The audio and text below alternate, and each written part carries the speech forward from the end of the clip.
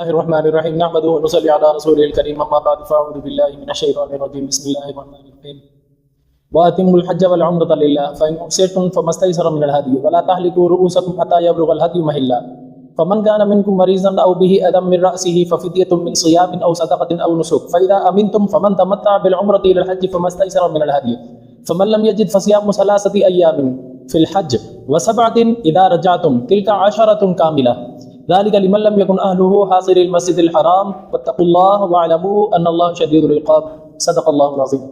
اب جتنی بھی اس دوسرے سپارے میں آیات آ رہی ہیں تقریباً مختلف احکامات آ رہے ہیں۔ تو قصاص کے احکامات گزر گئے، روزے کے احکامات گزر گئے، اعتکاف کے گزر گئے، چاند کے متعلق تھے وہ گزر گئے۔ تو اس طرح یہ سلسلہ چلتا رہا۔ تو آج جو احکامات آئیں گے وہ ہیں حج اور عمرے کے متعلق۔ حج کا معنی ہوتا ہے قصد کرنا، ارادہ کرنا۔ مطلب کیا ہے؟ یعنی بیت اللہ کا ارادہ کرنا، بیت اللہ کی طرف جانے کا۔ حج کا مخصوص طریقہ وہ احادیث میں آتا ہے، یعنی احرام باندھ کے پہلے مینا جانا ہے، پھر مینا سے عرفات جو اہم رکن ہے حج کا۔ حج کے 5 دن مخصوص ہیں پورے سال میں، ان کے علاوہ کسی زمانے میں حج نہیں ہو سکتا۔ وہ 5 دن ذی الحجہ کے ہیں، 8، 9، 10، 11، 12، 13 تک بالکل ختم ہو جاتا ہے، سمجھے نا؟ تو 5 دن ہے ویسے نا، 8، 9، 10، 11، 12، 13واں بالکل لاسٹ ہوتا ہے، لیکن 12 تک یہ حج 5 دن کے لیے ہوتا ہے، یہ مکمل ہو جاتا ہے۔ یعنی 8ویں کو مینا کے لیے جاتے ہیں، پھر 9ویں کو وقوف عرفات ہوتا ہے، عرفات چلے جاتے ہیں، پھر اس اگلے دن واپس جو ہے ادھر پلٹتے ہیں مزدلفہ مینا اور عرفات کے درمیان میں ہے۔ جاتے وقت یہاں نہیں رکتے، جاتے وقت سیدھے عرفات جاتے ہیں، پھر بعد میں واپس مزدلفہ آتے ہیں، پھر مزدلفہ سے جو ہے مینا آتے ہیں، یہاں آ کر شیطان کو کنکریاں ماری جاتی ہیں اور احرام وغیرہ کھولا جاتا ہے، حلق کرایا جاتا ہے، یعنی سر مڑوایا جاتا ہے۔ اس طرح حج تمام ہو جاتا ہے۔ عمرے کا معنی ہوتا ہے زیارت کرنا۔ عمرہ پورے سال میں جب چاہے کر سکتے ہیں، اس کے لیے کوئی پابندی نہیں ہے، ہاں البتہ صرف حج کے دنوں میں منع ہوتا ہے۔ حج کے تو 5 دن ہے، ان دنوں میں عمرہ نہیں کر سکتے، باقی پورا سال میں جب چاہیں، دن ہو رات ہو، جب چاہیں کر لیں، عمرہ ادا ہو جاتا ہے۔ عمرے کا بھی اللہ تعالیٰ نے مخصوص طریقہ ارشاد فرمایا ہوا ہے۔ حرم میں آ کر یعنی عمرہ کرتے وقت طواف ہے، طواف کے بعد سعی ہے، اس کے بعد حلق ہے۔ اللہ خیر صلاح، آدھا پونا گھنٹہ لگتا ہے، عمرہ ادا ہو جاتا ہے۔ یہاں پر اللہ تعالیٰ نے عمرے کے متعلق کچھ احکامات ارشاد فرمائے ہیں۔ وہ کیا ہے؟ مثلاً کوئی شخص حج یا عمرے کی نیت سے نکلا، نیت سے مراد ہے اس نے احرام باندھ لیا تھا۔ احرام باندھنا حج یا عمرے کے لیے ایسا رکن ہے، احرام باندھ لیا، نیت کر لی، یعنی تلبیہ پڑھ لیا، سمجھو احرام لگ گیا اس کو۔ احرام سمجھو کہ اس کا تکبیر تحریمہ ہے، جیسے ہم نماز پڑھ رہے ہوتے ہیں، ویسے تو کوئی فرض نفل وغیرہ ہم پر لازم نہیں ہے، لیکن اگر ہم نے تکبیر تحریمہ کہہ کر شروع کر لیا، اب اس کو پورا کرنا واجب ہوتا ہے۔ اگر بیچ میں نماز کسی عذر کی بنا پر ٹوٹ گئی، یا وضو ٹوٹ گیا، یا ویسے کسی کام کے لیے ایمرجنسی میں جانا پڑ گیا، پھر وہ یہ سوچ کر اس نماز کو نظر انداز نہ کرے، ارے یار 2 رکعت نفل ہی تھے نا، خیر ہے، وہ تو مرضی ہے، پڑھ لوں یا نہ پڑھوں۔ نہیں، اب مرضی نہیں رہی، جب اس نے تکبیر تحریمہ کہہ دی تھی، اب اس کو پایہ تکمیل تک پہنچانا واجب ہو گیا ہے۔ اسی طرح حج عمرہ ہے، جب کسی نے احرام باندھ لیا اس نیت کے ساتھ، یعنی حج یا عمرے کی نیت کہہ کر اس نے تلبیہ کہہ دیا احرام باندھ کر، احرام یعنی 2 چادریں ایک نیچے ایک اوپر باندھ کر، اس کے بعد اس نے سر ننگا کر کے اس نے تلبیہ کہہ دیا، چاہے حج کی نیت سے کہا ہو چاہے عمرے کی نیت سے کہا ہو، اب اس حج یا عمرے کو پورا کرنا اس پر لازم ہے، ایک بات۔ دوسری بات یہ، کسی عذر کی بنا پر اگر اس کا حج یا عمرہ بیچ میں رہ جاتا ہے، کوئی چیز آڑ بن جاتی ہے، پھر اس کے لیے کیا حکم ہے؟ پھر اس کے لیے حکم یہ ہے کہ وہ روکا کس وجہ سے گیا، عذر کیا ہے؟ ایک ہوتا ہے گورنمنٹ کی طرف سے پابندی لگا دی جائے، یا کسی دشمن نے راستہ روک لیا ہے، یہ بھی عذر ہے۔ امام شافعی کے نزدیک صرف یہی عذر ہے۔ امام ابو حنیفہ فرماتے نہیں، اور بھی عذر ہیں، مثلا حج یا عمرے کا احرام باندھا ہوا تھا، جانے لگا، اچانک اس کو ایسی بیماری لگ گئی جس سے وہ حج عمرہ نہیں کر سکتا، یہ عذر ہے۔ یا اسی طرح جا رہا تھا، لیکن پھر جاتے وقت راستے میں سواری اس کے پاس نہیں تھی، وہاں پہنچ نہیں پا رہا تھا، یہ بھی عذر ہے، وہ واپس لوٹ آئے۔ اس طرح نکلا گھر سے، راستے میں ایکسیڈنٹ ہو گیا، لات پاٹ ٹوٹ گئی، یہ عذر ہے، ان عذروں کی بنا پر وہ اسی حالت میں جا کر حج عمرہ نہیں کرے گا، واپس آ سکتا ہے۔ البتہ واپس آنے کا کوئی طور طریقہ تو ہونا چاہیے، وہ طور طریقہ یہاں پر ارشاد فرمایا ہے اللہ تعالیٰ نے۔ جیسے ایک مثال سمجھو، حضور صلی اللہ علیہ وسلم سن 6 ہجری میں عمرہ کرنے کی نیت سے نکلے تھے 1400 صحابہ کو لے کر کہ ہم مکہ جا کر عمرہ کریں گے، لیکن حدیبیہ کے مقام پر آ کر روک دیا گیا اس لشکر کو، اس قافلے کو۔ حدیبیہ جدہ سے آگے ہے، مکہ سے 22 کلومیٹر تقریباً پیچھے ہے،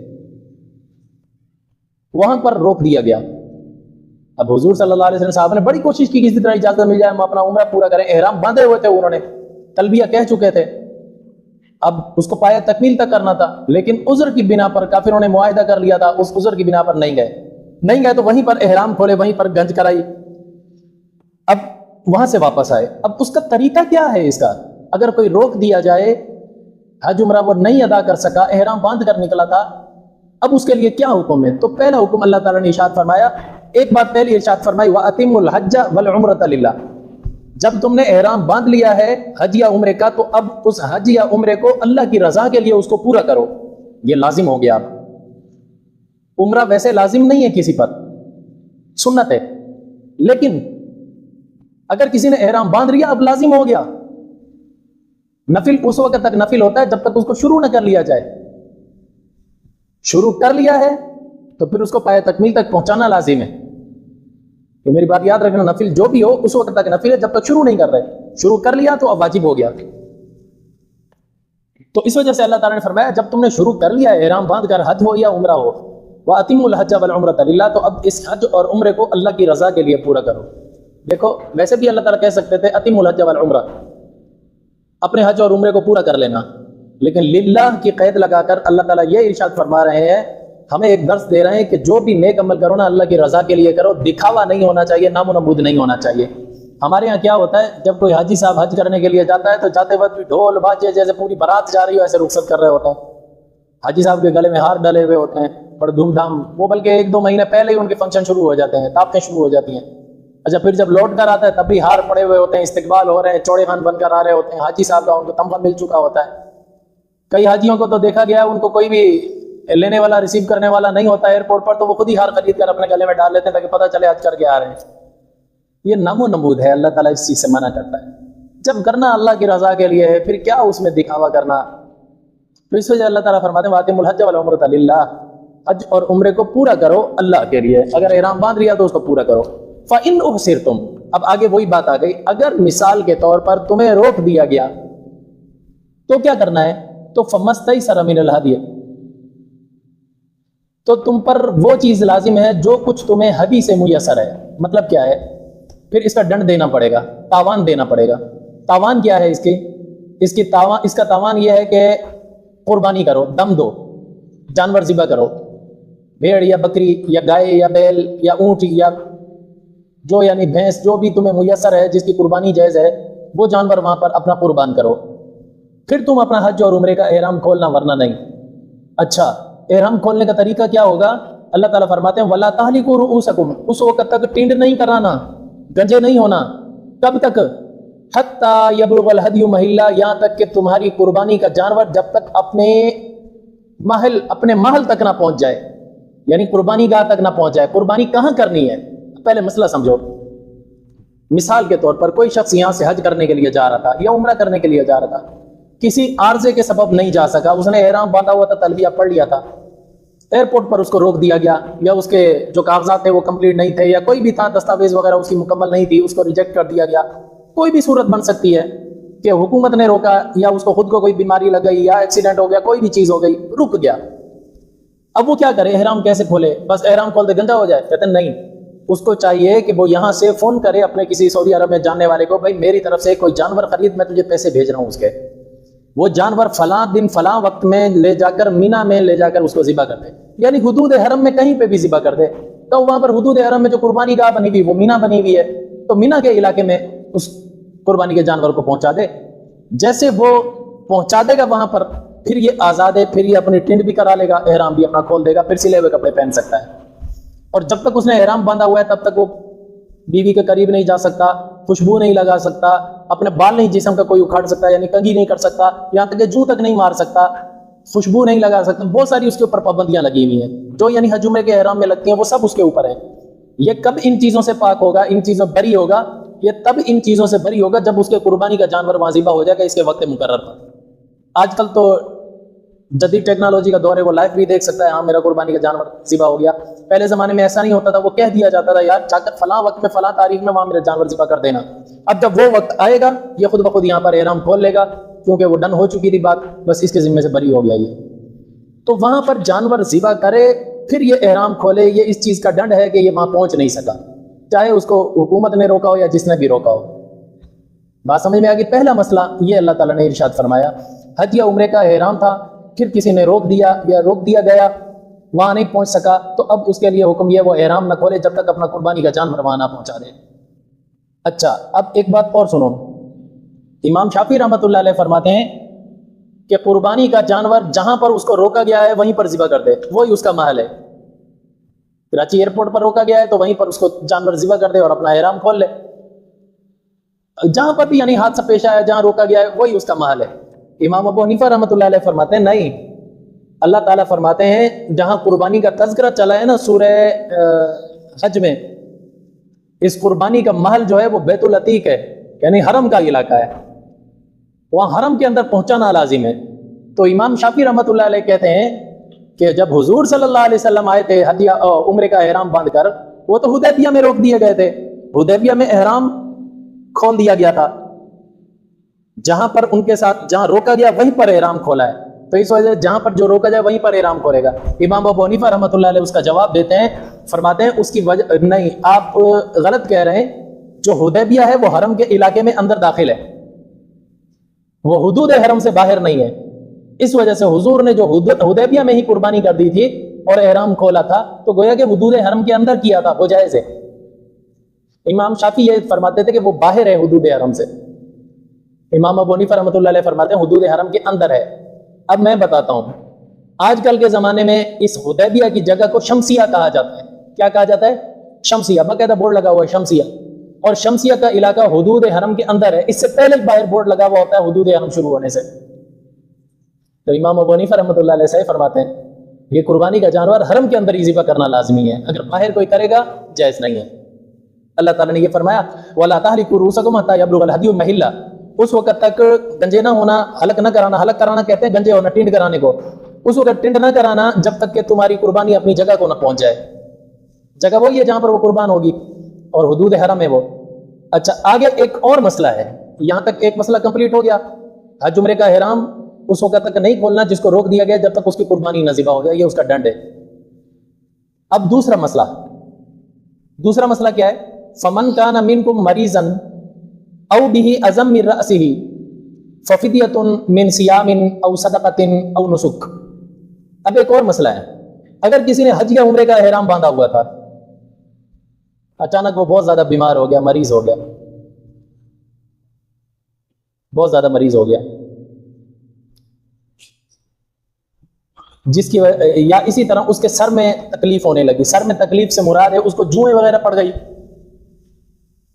جو اگر مار دیتا ہے تو تاوان ہے، اب جوئیں تنگ کر رہی ہیں وہ کیا کرے؟ اصل میں اس آیت کے شان نزول سمجھو پہلے، حضرت کعب بن عجرہ رضی اللہ تعالیٰ عنہ بڑے عظیم صحابی ہیں، پہلے اس صحابی کا تھوڑا سا تعارف کروں۔ ایک مرتبہ حضور صلی اللہ علیہ وسلم مسجد نبوی میں بیٹھے ہوئے تھے اور آپ صلی اللہ علیہ وسلم ایسے پیٹ پکڑ کر، ایسے جھک کر، بہت زیادہ جھک کر، یہاں تک کہ ماتھا زمین کو لگنے والا تھا، اتنے زیادہ جھکے ہوئے تھے۔ اچانک حضرت کعب بن عجرہ رضی اللہ تعالیٰ عنہ آئے، جیسے اتحیات میں بیٹھتے ہیں ایسے بیٹھ گئے حضور صلی اللہ علیہ وسلم کے سامنے، اپنے ہاتھ ایسے زمین پر لگا کر نیچے جھک کر حضور کا چہرہ دیکھنے لگے۔ فرماتے ہیں حضور کا چہرہ بالکل پیلا ہویا ہوا تھا، جیسے خون ہی نہ ہو۔ تو حضرت کعب بن عجرہ رضی اللہ تعالیٰ نے فرمایا یا رسول اللہ کیا آپ کی طبیعت ٹھیک نہیں ہے؟ آپ صلی اللہ علیہ وسلم نے فرمایا نہیں یہ بات نہیں ہے۔ آپ صلی اللہ علیہ وسلم نے فرمایا کہ منذ ثلاثۃ ایام لا ذقت شیئا، 3 دن گزر گئے ہیں میں نے کوئی چیز چکھی بھی نہیں ہے، بھوک کی وجہ سے انتڑیوں میں کھچاؤ پیدا ہو رہا ہے۔ کعب بن عجرہ نے جب یہ دیکھا کہ بھوک کی وجہ سے یہ حالت ہے، وہ اسی وقت باہر بھاگے مزدوری کریں، کچھ کما کر لائیں حضور کے لیے، حضور کو کھلائیں۔ تو باہر گئے تو ایک یہودی کے باغ میں گئے، ان کو کہا بھئی کوئی مزدوری ہے تو بتاؤ۔ اس نے کہا میری کھجوروں کے درخت ہیں، جتنی کھجوروں کے درختوں کو ڈول بھر کے کنویں میں سے پانی دے دے گا، ہر ایک درخت کے بدلے تجھے ایک کھجور دوں گا۔ تو اس صحابی نے تقریباً 12 کھجوروں کے درختوں کو اس نے پانی دیا۔ 12 کھجوریں ایسے مٹھی میں لے کر دوڑتا ہوا آیا حضور صلی اللہ علیہ وسلم کے سامنے، ایسے زمین پر رکھ دی، یا رسول اللہ آپ یہ کھائیں۔ حضور صلی اللہ علیہ وسلم نے کھائی، پانی پیا، بڑے خوش ہوئے، خوش ہو کر کہنے لگے اے کعب کیا تو مجھ سے محبت کرتا ہے؟ حضرت کعب کہنے لگے یا رسول اللہ میرے ماں باپ قربان، میں آپ سے بہت زیادہ محبت کرتا ہوں۔ حضور نے فرمایا پھر سن، آنے والی آفتوں کو سہنے کے لیے تیار ہو جا، وہ تجھ پر ایسے ٹوٹ کر آئیں گی جیسے سیلاب کا ریلا آیا کرتا ہے، کوئی روکنا چاہے روک نہیں سکتا، ایسے تجھ پر مصیبتیں آئیں گی۔ اس سے یہ پتہ چلا جو اللہ اور اللہ کے رسول کے جتنا زیادہ قریب ہوتا ہے اتنی زیادہ تکلیفیں اس پر آیا کرتی ہیں۔ آج بھی جو دین پر زیادہ چلنے والا ہوگا، دیندار ہوگا، وہ تکلیفوں میں زیادہ گھرا ہوا ہوگا، ہر قسم کی تکلیفیں اس کے اوپر، کبھی مالی تکلیفیں ہوں گی، کبھی جانی تکلیفیں ہوں گی، کبھی گھریلو تکلیفیں ہوں گی، کبھی لوگوں کی طرف سے دل آزاری ہوگی، لوگوں کے مینے اور تانے ہوں گے جس کی وجہ سے اس کا دل آزار ہوگا۔ جو جتنا زیادہ دین کے قریب ہوگا اتنا زیادہ ان چیزوں کا نشانہ بنتا ہے۔ یہ آپ صلی اللہ علیہ وسلم نے ارشاد فرمایا، ورنہ آپ صلی اللہ علیہ وسلم چاہتے کہہ سکتے تھے کہ تو مجھ سے محبت کرتا ہے، تو نے مجھے کھلایا، اللہ تجھے خوشحال کر دے، تجھے اتنا دے دے۔ نہیں، حضور نے کیا فرمایا؟ آنے والی مصیبتوں کو سہنے کے لیے تیار ہو جا۔ جو جتنا زیادہ اللہ کے رسول کے قریب ہوتا ہے اتنی زیادہ اس پر تکلیفیں آیا کرتی ہیں۔ تو میرے ساتھ محبت کی وجہ جتنا زیادہ قریب ہو گیا تو سیلابی ریلے کی طرح تجھ پر مصیبتیں آئیں گی۔ یہ تو تھا اس صحابی کا تعارف تھوڑا نا، ان کی ساری زندگی جہاد کرتے ہوئے گزری، اتنا جہاد، آرام تو تھا نہیں صحابہ کو۔ صحابہ صرف گھوڑے کی پیٹھ سے نماز پڑھنے کے لیے اترتے تھے یا رات کو تھوڑا بہت آرام کرنے کے لیے اترتے تھے، سارا دن گھوڑے کی پیٹھ پر سوار ہوتے تھے۔ جو جنگجو لوگ ہوتے ہیں نا ان کو اور کسی چیز کا موقع نہیں ملا کرتا۔ میں ایک بات بتاؤں، اس سے پہلے ایک صحابی کا واقعہ بتاتا ہوں۔ حضرت خالد بن ولید رضی اللہ تعالیٰ عنہ نے ایک مرتبہ فجر کی نماز پڑھائی، اس میں بہت چھوٹی سورت پڑھی اور اس میں بھی غلطی ہو گئی۔ جیسے نماز سے فارغ ہوئے، سلام پھیرتے ہی اٹھ کر کھڑے ہو گئے، کہنے لگے بھائیو معافی چاہتا ہوں، میری ساری زندگی جہاد میں گزر گئی، مجھے اتنا بھی موقع نہیں ملا میں قرآن سیکھ سکوں، مجھے اتنا موقع نہیں ملا۔ اگر تم میں سے کوئی شخص یہ فتویٰ دے دے، مجھے کہہ دے کہ تجھ پر قرآن سیکھنا لازم ہے، میں آج جہاد چھوڑ کر میں قرآن سیکھوں گا۔ سب نے کہا نہیں، جہاد نہیں چھوڑنا، قرآن چھوڑ رہا ہے تیرا ایک کا نقصان ہے، تیری وجہ جہاد کی وجہ جتنی فتوحات ہو رہی، کتنے قرآن پڑھنے والے پیدا ہو رہے ہیں۔ جہاد ایک ایسی چیز ہے واقعی ان چیزوں کی طرف پھر آنے نہیں دیتی۔ اب دوسرا واقعہ دور حاضر کا سمجھو۔ مولانا جلال الدین حقانی جب طالبان کا پہلا دور تھا اس میں یہ وزیر دفاع تھے، ملا عمر مجاہد رحمۃ اللہ علیہ کے زمانے میں یہ افغانستان کے وزیر دفاع تھے۔ الحمدللہ اللہ کا شکر ہے میں نے ان کی زیارت کی ہوئی، ان کے بیانات بھی سنے ہوئے سامنے بیٹھ کر، ان کے ماشاءاللہ بیان بھی بہت اچھا کرتے تھے۔ یہ شروع زمانے کی بات ہے جب نوجوان تھے، کالی داڑھی ہوتی تھی ان کی، میں نے اس وقت ان کی زیارت کی تھی۔ پھر جب یہ طالبان کا دور آیا تو اس میں وہ بوڑھے ہو چکے تھے نا، سفید داڑھی ہو گئی تھی۔ پھر ایک مرتبہ جامعہ بنوری ٹاؤن کراچی، یہاں پر ایک بڑا جلسہ تھا، اس جلسے میں اس کو دعوت دی گئی تو ان کا بیان بھی رکھا۔ جب یہ بیان کرنے کے لیے اٹھ کر کھڑے ہوئے نا تو انہوں نے جو شروع میں خطبہ مولوی صاحب پڑھتے ہیں پھر اس کے بعد اپنا بیان شروع کرتے ہیں، تو اس میں جو حدیث پڑھی اس میں بھی غلطی کی، حالانکہ بہت بڑے عالم ہیں، جامعہ دارالعلوم اکوڑا خٹک سے فارغ ہیں، مولانا سمیع الحق رحمۃ اللہ علیہ کے مدرسے سے فارغ ہیں، مولانا عبدالحق حقانی رحمۃ اللہ علیہ کا یہ مدرسہ تھا، ان کے مولانا سمیع الحق کے والد کا، یہاں کے فارغ التحصیل ہیں، عالم زبردست، لیکن یہ حدیث بیان کرتے ہوئے غلطی کر گئے۔ ایک بات۔ دوسری بات، جب یہ اٹھ کر کھڑے ہوئے نا تو ان کی شلوار ٹخنوں سے نیچے تھی۔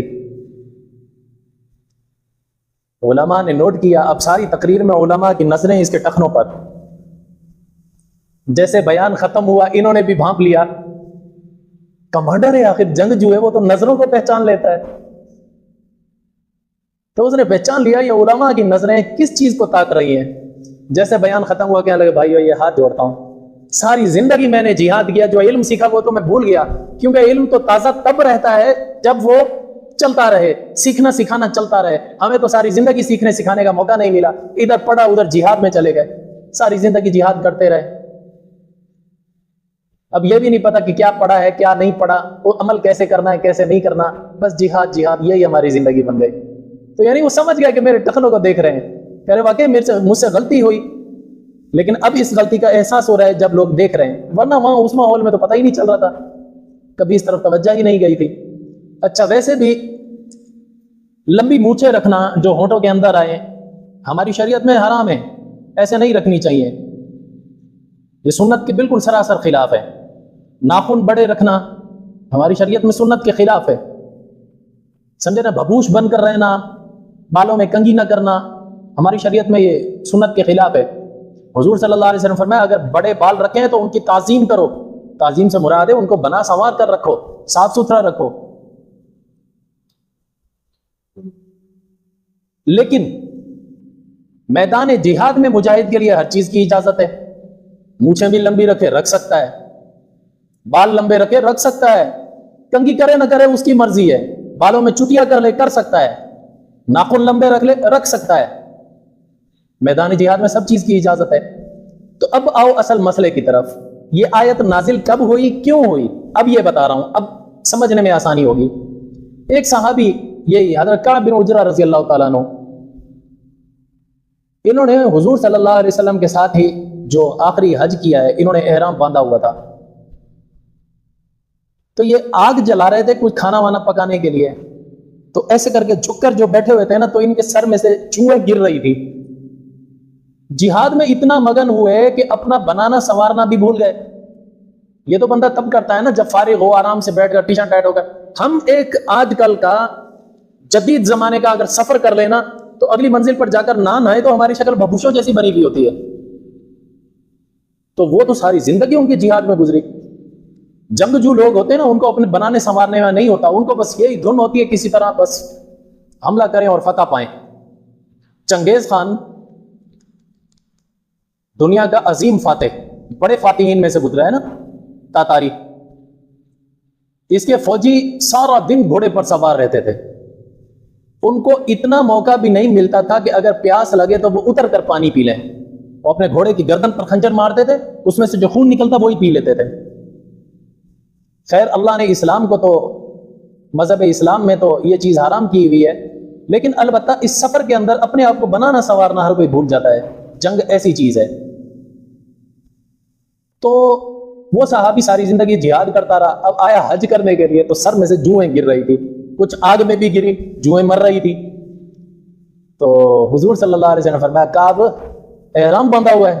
کہنے لگا یا رسول اللہ کیا کروں؟ فرمایا یہ جو جوئیں مار رہا ہے اس کا تاوان دینا پڑے گا. کہنے لگا یا رسول اللہ اس کا تاوان کیا ہے؟ حضور صلی اللہ علیہ وسلم، یہ وحی نازل ہو گئی تھی، حضور صلی اللہ علیہ وسلم نے فرمایا اس کا فدیہ ادا کر. فدیہ کیا ہے؟ یا تو 3 روزے رکھے، یا 6 مسکینوں کو صدقہ کھلائے، نصف سا ہر مسکین کو کھلانا ہے، تو یا جو ہے قربانی کرے، یعنی بھیڑ بکری جو بھی ہے، گائے بیل اونٹ جو بھی ہے، جو میسر ہے قربانی وہ ذبح کرے، یہ اس کا تاوان ہوگا. تو یعنی حضور صلی اللہ علیہ وسلم فرمایا یہ جو تیری جوئیں گر رہی ہیں نا، یہ جوئیں جو گر رہی ہیں ان کا تاوان ادا کر. اچھا یہاں پر اللہ تعالیٰ نے اجازت بھی دی، ایسی صورت کے اندر اگر وہ اپنا حلق کروا لیتا ہے، منڈوا لیتا ہے بال احرام باندھنے کی حالت میں بھی، وہ صرف یہ تاوان دے دے کافی ہے. تاوان کیا کیا گنوائے؟ یا 3 روزے رکھ لے، یا 6 مسکینوں کو کھانا کھلا دے، یا قربانی کر دے. یہ پھر جوؤں سے بھی جان چھوٹ جائے گی، تکلیف سے جان چھوٹ جائے گی. تو حضرت کعب رضی اللہ تعالیٰ عنہ کو جب اجازت ملی، انہوں نے فوراً جو ہے نا اس طرح لے کر ٹینٹ کرا لی تاکہ جوؤں سے جان چھوٹ جائے. تنگ ہو گئے تھے، احرام باندھا ہوا تھا، تو انہوں نے پھر ٹینٹ کرا کے اپنا انہوں نے تاوان ادا کر دیا. یہ مسئلہ اس آیت کے ٹکڑے کے اندر بیان کیا گیا ہے. اب سمجھو، فمن کان منکم مریضا، اگر کوئی تم میں سے مریض ہے، اب اس کو کوئی ایذا ہو رہی ہے تو اس کو اجازت ہے کہ وہ اپنی ایذا کو دور کر سکتا ہے. او بھی ازم من رأسہ، یا اس کے سر میں کوئی تکلیف ہے، کوئی بھی تکلیف، تھوڑے پونسیاں نکل آئی ہیں، اب ٹنڈ نہیں کرائے گا تو سکون نہیں ملے گا وغیرہ وغیرہ، کوئی بھی اگر اس کو ایذا یا تکلیف ہے تو ایسی صورت میں وہ کیا کرے؟ ففدیۃ، وہ تاوان ادا کرے، من صیام، یا روزے رکھے، او صدقۃ، یا صدقہ دے، 6 مسکینوں کو کھلائے، او نسک، یا قربانی کرے۔ یہ مسئلہ یہاں پر کمپلیٹ ہو گیا، ٹھیک ہے۔ فَإِذَا أَمِنْتُمْ، یہ تو بات تھی جب امن کی حالت میں تمہارے ساتھ یہ واقعات پیش آ جائیں، کوئی تکلیف ہو گئی یا کچھ ہو گیا، یہ معاملہ یہاں تک تھا۔ اب ایک نئی بات اور شروع ہو رہی ہے، اس بات سے پہلے ایک اور تمہیدی بات سمجھو، پھر یہ سمجھ آئے گی۔ وہ کیا ہے؟ حج، اس کی 3 قسمیں ہیں۔ حج کی کتنی قسمیں؟ 3۔ ایک ہوتا ہے حج افراد، ایک ہوتا ہے حج قران، ایک ہوتا ہے حج تمتع، ٹھیک ہے؟ تینوں میں فرق ہے۔ حج افراد اس حج کو کہا جاتا ہے کہ یہاں سے کوئی بھی حاجی گیا، اس نے صرف حج کا احرام باندھا تھا، بس حج کا احرام باندھا، حج کے دنوں میں اس نے حج کیا، اللہ اللہ خیر سل، اس پر کوئی قربانی نہیں ہے۔ حج کے دن کون سے ہیں؟ پہلے یہ بھی سمجھ لو، حج کے دنوں میں احرام باندھا، حج کے دنوں سے پہلے نہیں۔ وہ حج کے دن کون سے ہیں؟ شوال کا مہینہ، ذی القعدہ کا مہینہ، اور ذی الحجہ کے شروع کے دن، یہ سارے حج کے ایام کہلاتے ہیں۔ لیکن جن دنوں میں حج شروع ہوتا ہے وہ باقاعدہ 8 ذی الحجہ سے شروع ہوتا ہے، 8، 9، 10، 11، 12، سمجھے نا؟ جو رہ گیا ہو وہ 13 میں بھی کر سکتا ہے، یعنی 13ویں کو پایا تکمیل تک احرام وغیرہ کھولنے کے لیے شیطان کو کینکریاں وغیرہ مارنا، یہ کچھ چیزیں۔ خیر بہرحال ان مہینوں میں اگر کوئی حج کا احرام باندھ کر جائے، پھر اس کو احرام کی حدود کا خیال رکھنا ہے۔ حج کے دن یہ شروع ہو جاتے ہیں شوال سے، بات سمجھ میں آیا کہ پہلے زمانے میں لوگ قافلے بنا کر جایا کرتے تھے نا، 2 مہینے 3 مہینے ان کو پیدل سفر کرنے میں لگ جاتے تھے، تو وہ پھر شوال کے مہینے میں وہاں پہنچتے ہی احرام باندھ لیتے تھے، بس اللہ اللہ خیر صلی اللہ، پھر ان کو ان پابندیوں میں وہ یعنی جکڑے جاتے تھے۔ بہرحال جو بھی آدمی حج کے دنوں میں صرف حج کا احرام باندھ کر جائے اور وہاں حج کے دنوں میں جو دن شروع ہو جائیں ان ایام میں باقاعدہ حج ہی کرے، یہ حج افراد ہے۔ اس حج کا نام کیا ہے؟ حج افراد۔ اس حج کے اندر قربانی نہیں ہوتی، ٹھیک ہے؟ ایک قسم ہو گئی۔ دوسری قسم ہے حج قران، یہ لکھنے میں قرآن کی طرح ہوتا ہے، بعض لوگ اس کو حج قرآن پڑھتے ہیں، یہ غلط ہے۔ حج قران قاف کی زیر کے ساتھ ہے، اس کا مطلب ہوتا ہے ملانا، اس کا معنی ہے ملانا۔ قران، قرآن کا معنی ہے وہ کتاب جس کو بار بار پڑھا جائے، قاف کے نیچے اگر زیر آ جائے پھر قران بن جائے گا، اس کا معنی ہوتا ہے 2 چیزوں کو ملا دینا۔ اب یہ حج کا نام ہے حج قران، دوسری قسم حج قران۔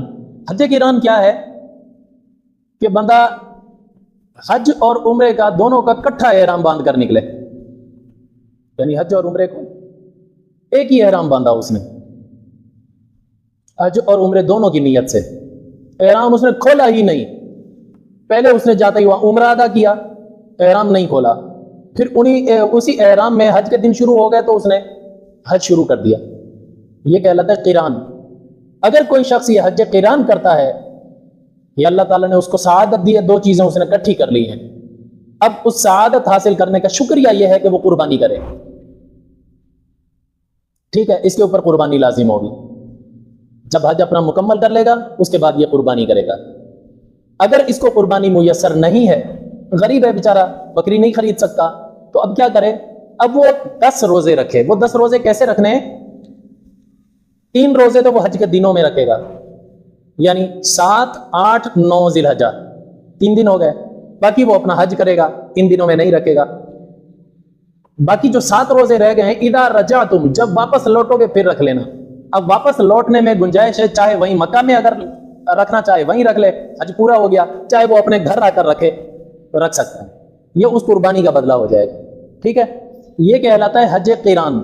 احرام ایک ہی ہے، عمرے کا احرام باندھا تھا، اسی احرام میں یعنی نیت دونوں کی کر لی تھی، اس نے احرام کھولا ہی نہیں، اسی احرام سے اس نے حج کیا، یہ حج قران ہے۔ حضرت امام ابو حنیفہ رحمۃ اللہ علیہ فرماتے ہیں حضور صلی اللہ علیہ وسلم نے یہی حج کیا تھا، حج قران کیا تھا، اس وجہ سے حج قران افضل ہے، باقی 2 حجوں سے حج قران کرنا افضل ہے، ٹھیک ہے؟ امام شافعی رحمۃ اللہ علیہ فرماتے ہیں تمتع افضل ہے، کیونکہ حضور نے تمتع کیا تھا۔ اب تمتع کیا ہے؟ یہ تیسری قسم حج تمتع، وہ کس کو کہتے ہیں؟ وہ کہتے ہیں کہ مثال کے طور پر ایام حج میں کوئی بندہ عمرہ کرنے کے لیے گیا، اس نے پہلے احرام باندھا عمرے کا، اس نے عمرہ کر لیا، احرام اس نے میقات سے باہر باندھا، حدود حرم سے باہر باندھا تھا، جیسے کراچی سے احرام باندھ کر چلا گیا، اس نے جا کر وہاں عمرہ ادا کیا، پھر اس نے عمرہ ادا کرنے کے بعد احرام کھول دیا، احرام کھول دیا، پھر اس نے جب حج کے دن شروع ہوئے تو اس نے حرم کے اندر ہی اس نے حج کا احرام باندھا، باہر سے نہیں باندھا، حدود حرم سے باہر نہیں گیا، حدود حرم کے اندر ہی اس نے، حرم کے اندر ہی اس نے احرام باندھا، حج کا احرام باندھ لیا، تو اب اس نے اس دوسرے احرام کے ساتھ اس نے حج کیا، تو یہ کہلائے گا حج تمتع۔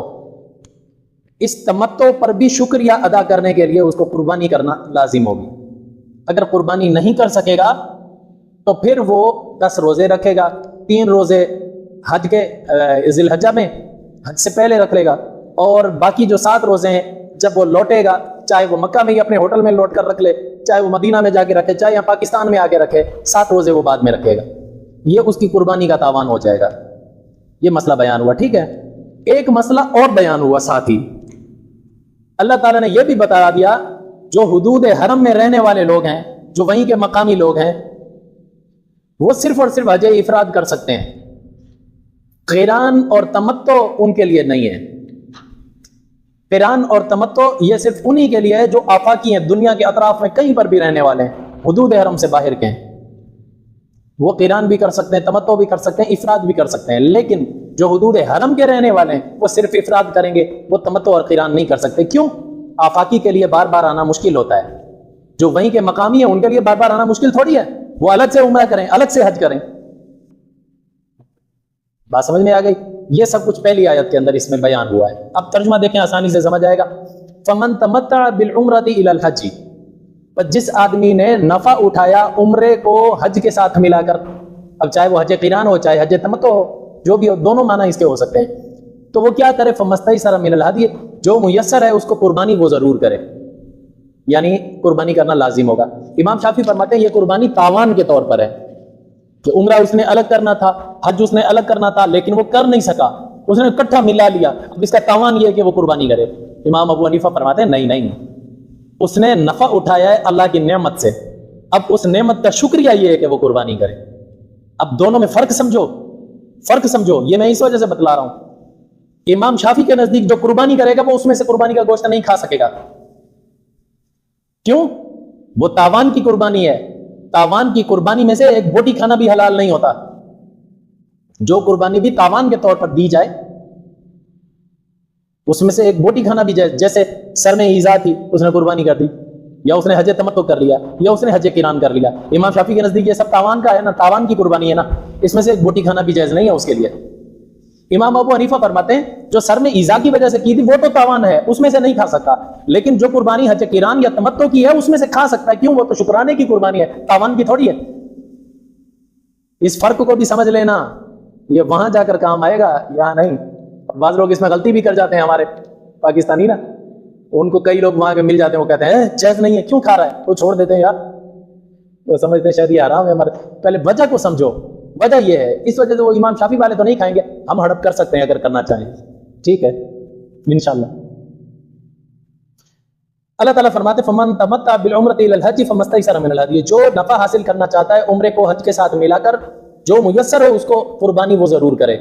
فَمَن لَمْ يَجِدْ، اگر کوئی قربانی کی طاقت نہیں رکھتا، بیچارہ کوئی غریب ہے، کنگلا ہے میری طرح کا، وہ قربانی کہاں کرے گا وہاں پر، تو اس کے لیے زیادہ فصیام ثلاثۃ ایام فی الحج، وہ حج کے دنوں میں 3 روزے اس وقت رکھ لے، و7 دن، اور 7 جو بچ گئے ہیں اذا رجعتم، جب لوٹے گا پھر رکھ لے۔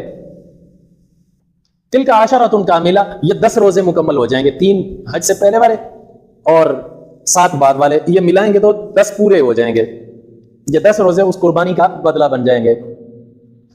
آگے اللہ تعالیٰ فرماتے ہیں ذالک لمن لم یکن اہلہ حاضر المسجد الحرام، یہ حج تمتع کرنا یا حج قران کرنا، یعنی حج عمرے کو حج کے ساتھ ملانے کا حکم یہ اس شخص کے لیے ہے من لم یکن اہلہ حاضر المسجد الحرام، جو مسجد حرام کے ارد گرد رہنے والوں میں سے نہیں ہے، یہ اس کے لیے حکم ہے کہ وہ اس طرح ملا سکتا ہے۔ باقی جو وہاں کے رہنے والے باشندے ہیں ان کے لیے یہ حکم نہیں ہے، وہ صرف حج افراد کریں گے، تمتع اور قران نہیں کر سکتے۔ واتقوا اللہ، اللہ سے ڈرو، وَاعْلَمُوا، خوب اچھی طرح جان لو، ان اللہ شدید العقاب، بے شک اللہ تعالیٰ سخت سزا دینے والا ہے۔ اگر تم ان حکموں کی خلاف ورزی کرو گے یا اپنی من مانی کرو گے یا اس کو اپنی مرضی سمجھو گے تو پھر سمجھو اللہ کے حکموں کی خلاف ورزی ہوگی، اور اللہ کے حکموں کی خلاف ورزی کرو گے تو اللہ تعالیٰ سخت عذاب دے گا۔ تو آخر دعوانا الحمدللہ رب العالمین۔ آگے بھی حج کے احکام ہے لیکن وقت کم ہے، انشاءاللہ بعد میں عرض کر دیے گا۔ شریعت کا رستہ دکھاتے چلو، دیے عظمتوں کے جلاتے چلو، شریعت کا رستہ دکھاتے چلو۔